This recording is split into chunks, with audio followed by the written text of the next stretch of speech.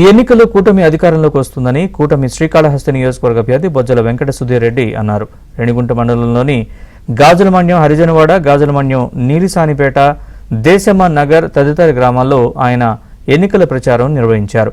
ఇంటింటికి తిరుగుతూ జగన్మోహన్ రెడ్డి పాదయాత్రలో ఇచ్చిన హామీలను అధికారంలోకి వచ్చాక విస్మరించారని అన్నారు. రెస్పాన్స్ ఉంది, పబ్లిక్ అందరూ కూడా నిరాజన పడుతున్నారు. ఇక మాకు కూడా ఇప్పుడే హీట్ మొదలైంది, ఇంకొక వచ్చే వారం కూడా లేదు. వచ్చే సోమవారమే మరి ఎలక్షన్స్, చాలా బ్రహ్మాండ ప్రచారం జోరుగా సాగిస్తున్నాం. పబ్లిక్ నుంచి విశేషమైన స్పందన ఉంది. ఏమైతే జగన్మోహన్ రెడ్డి మరి పాదయాత్రలో ఆయన ప్రామిస్ చేసి ఏమైతే కోరికలు తిరగలేదో అవన్నీ మీద అసంతృప్తున్నారు. కనీసం పెన్షన్ 4,000 రూపాయలు ఈ ప్రభుత్వం, ఇది ఒక ప్రభుత్వం ఉంటే పోతే ఎంత ఆ టైప్లో అందరూ కూడా మారుతున్నారు.